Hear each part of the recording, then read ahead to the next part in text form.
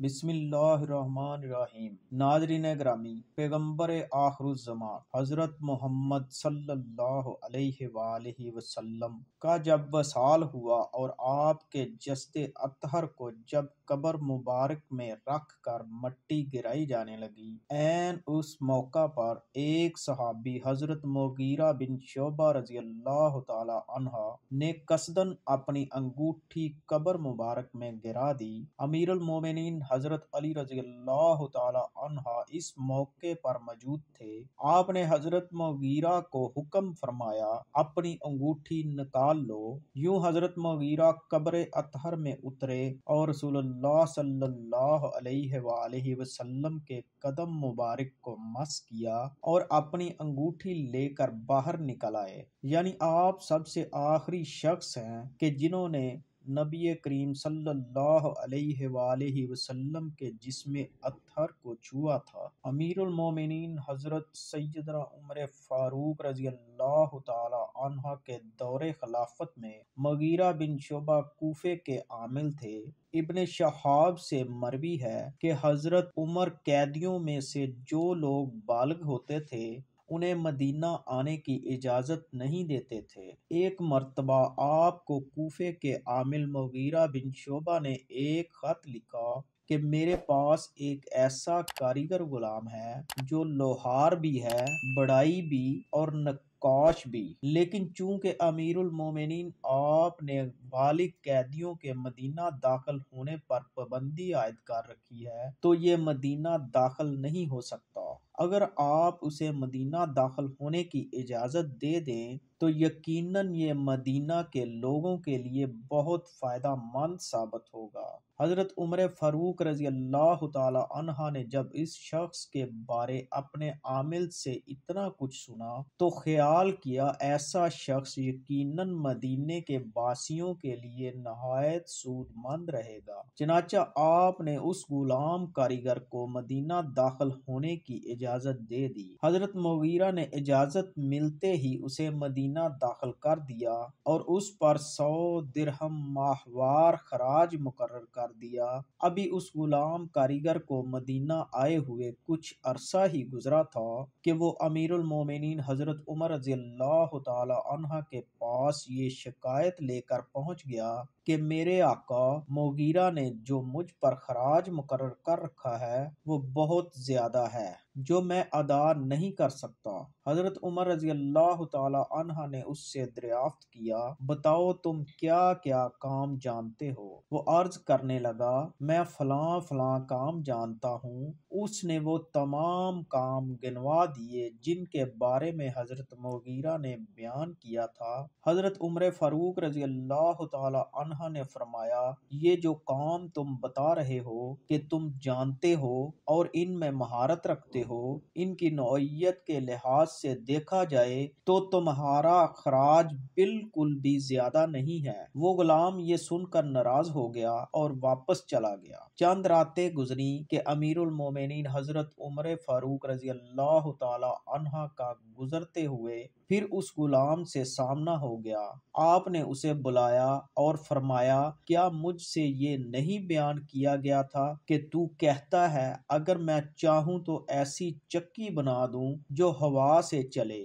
غلام ناراض اور ترش رو ہو کر امیر المومنین کی طرف متوجہ ہوا اور جواب دیا، میں آپ کے لیے ضرور ایک ایسی چکی بناؤں گا جس کو لوگ بیان کیا کریں۔ یہ کہہ کر غلام نے پشت پھیری اور چلتا بنا۔ حضرت عمر فاروق رضی اللہ تعالی عنہ اپنے ہمراہ ساتھیوں کی طرف متوجہ ہوئے اور فرمایا، اس غلام نے مجھے ابھی قتل کی دھمکی دی ہے۔ دوستو، امیر المومنین حضرت عمر بن خطاب رضی اللہ تعالی عنہ کو دھمکی دینے والا غلام ابو لولو فیروز نہاوندی تھا۔ یہ ملعون صرف دھمکی کی حد تک ہی نہ رہا بلکہ اس واقعہ کی چند راتیں گزرنے کے بعد ایک خنجر لیے صبح کی تاریکی میں مسجد کے کسی گوشے میں چھپ کر بیٹھ گیا اور برابر وہیں رہا یہاں تک کہ امیر المومنین فجر کی نماز کے لیے لوگوں کو جگاتے ہوئے وہاں پہنچ گئے۔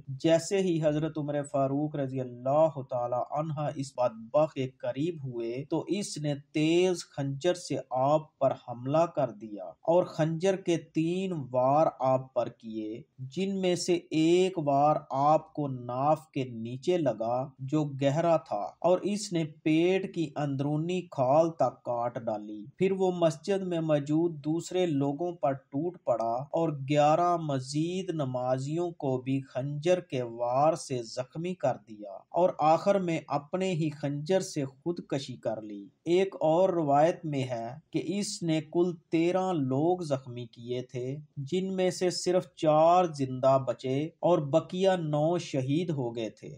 بعضوں کے نزدیک 9 بچے تھے اور 4 شہید ہو گئے تھے۔ حضرت عبداللہ ابن عباس رضی اللہ تعالی عنہما سے مروی ہے کہ ابو لولو مجوسی اور آتش پرست تھا، جو کہ ایرانی مجوسی فوج کا سپاہی تھا اور جنگ قادسیہ میں غلام کے طور پر قیدی ہوا تھا۔ حیرت ہے اس ملعون مجوسی کو ایک خاص مکتبہ فکر سے تعلق رکھنے والے لوگ بابا شجاع الدین کے نام سے یاد کرتے ہیں، یعنی اسے بابا شجاع الدین دین کا بہادر سپوت کہہ کر یاد کیا جاتا ہے۔ یہی نہیں بلکہ ایران کے شہر کاشان میں ابو لولو فیروز مجوسی کے نام سے ایک مزار بھی موجود ہے، جہاں لوگ باقاعدہ حاضر ہوتے ہیں۔ یہ مزار کب اور کس نے تعمیر کروایا، اس کے بارے میں تاریخ خاموش ہے، البتہ یہ 11ویں صدی کے شاہانہ انداز میں تعمیر کی گئی عمارت ہے جو ایرانی ٹائلوں سے مزین مخروطی گنبد پر مشتمل ہے۔ اس سے بھی زیادہ حیرت کی بات یہ ہے کہ کچھ سال پہلے تک اسلام کے دوسرے خلیفہ حضرت عمر فاروق رضی اللہ تعالی عنہ کے شہادت کے دن کو جشن عمر کشی کے نام سے ایران کے تقریباً تمام بڑے شہروں میں منایا جاتا تھا، جسے عرب ممالک کے پرزور احتجاج پر حکام نے بند کروا دیا۔ سن 2010 میں مسلمان علماء کی ایک عالمی تنظیم نے ایرانی حکومت سے اپیل کی کہ فیروز مجوسی کے مزار کو مسمار کر دیا جائے، لیکن ایرانی حکومت نے ان کا مطالبہ ماننے سے انکار کر دیا۔ اس کے بعد جامعہ الازہر نے بھی اس مقبرے کو گرانے کا مطالبہ کیا اور ایران سے ہر قسم کے سفارتی تعلقات ختم کر دیے، جس کی وجہ سے ایرانی حکومت نے ابو لولو مجوسی کے مزار کو مسمار تو نہ کیا،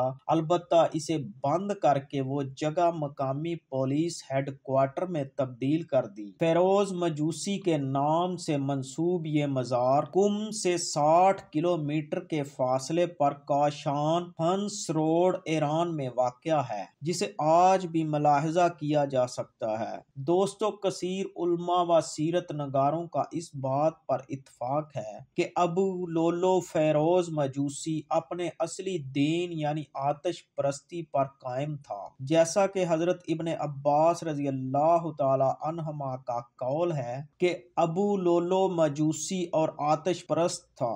اگر بالفرض اس کے مسلمان یا کافر ہونے میں کوئی فیصلہ نہ ہو سکے، تب بھی وہ ایک منافق اور قاتل تھا کہ جس نے اپنے دل میں منافقت رکھتے ہوئے عالم اسلام کی ایک عظیم شخصیت کو چھپ کر بے دردی سے قتل کیا اور پھر خودکشی کر لی۔ اس حقیقت کو مد نظر رکھتے ہوئے یہ فیصلہ کرنا آسان ہو جاتا ہے کہ اس کے مزار کی کیا حقیقت ہو سکتی ہے۔